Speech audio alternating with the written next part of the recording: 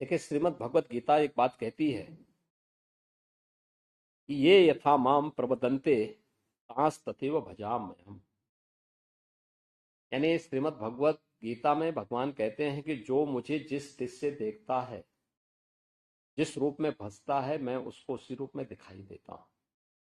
जिसने जिस रूप में प्रयागराज को देखा, महाकुंभ को जिस रूप में देखा, उसको वही दर्शन वहां हुए भी। और हर तबके के व्यक्ति को उसके अनुरूप वहां सामग्री भी मिले।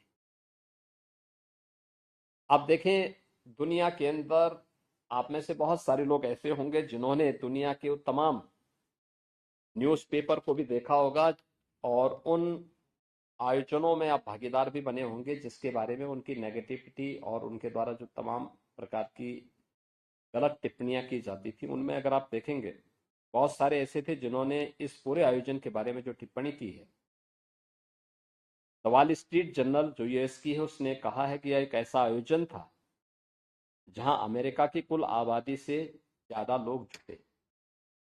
यानी यूएस की जो कुल पॉपुलेशन है उसकी लगभग दोगुनी आबादी इस आयोजन का हिस्सा बनी थी। बीबीसी ने कहा कि महाकुंभ मानवता का सबसे बड़ा समागम था। बीबीसी की टिप्पणियां हर व्यक्ति जानता है।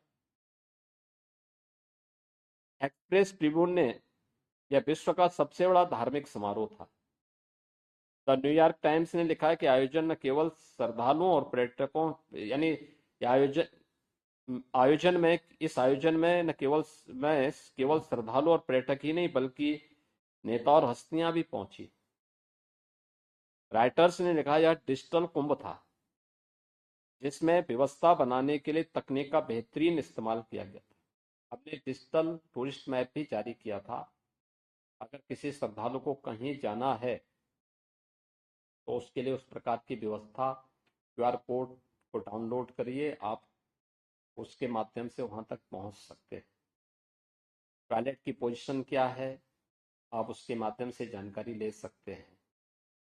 हम लोगों ने इसके अलावा वहां पे सुरक्षा के लिए भी इसका बेहतरीन इस्तेमाल किया था। 2700 कैमरे थे जो 360 डिग्री तक जिनका इस्तेमाल किया जा सकता था।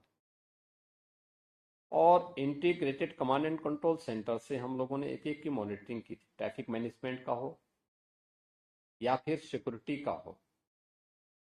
हम लोगों ने एंटी ड्रोन सिस्टम के साथ पूरे कुंभ क्षेत्र को कवर करके रखा था। कोई भी ड्रोन बिना परमिशन के वहां उड़ नहीं सकता था, और इसके लिए पहली बार किसी आयोजन में एंटी ड्रोन सिस्टम का इस्तेमाल किया गया था। द गार्डियन ने लिखा है कि यह पर्वों का पर्व था, लोगों की उमंग और उत्साह चरम पर रहा। सीएनए ने लिखा कि दुनिया के सबसे बड़े धार्मिक समागम में 60 करोड़ से ज्यादा लोग शामिल हुए। यह आस्था की अभिव्यक्ति की शानदार नजारा है। और यूनेस्को ने लिखा है, यूनेस्को के जो डायरेक्टर थे टिम कर्टिस, उन्होंने भी एक बयान इस पे जारी किया था। वे स्वयं महाकुंभ के आयोजन में भागीदार बने थे। उन्होंने भी इस बारे में लिखा कि यूनेस्को ने 2019 में कुंभ मेले को मानवता की अमूर्त सांस्कृतिक धरोहर के रूप में मान्यता दी। इससे पहले 2023 से इसके सामाजिक, आर्थिक और पर्यावरणीय प्रभावों की निगरानी की जा रही थी। कुंभ मेला प्राकृतिक और सांस्कृतिक धरोहर के रूप में विश्व को एक नई दृष्टि प्रदान करता है। यह भारत के प्रति एक दृष्टि देता है।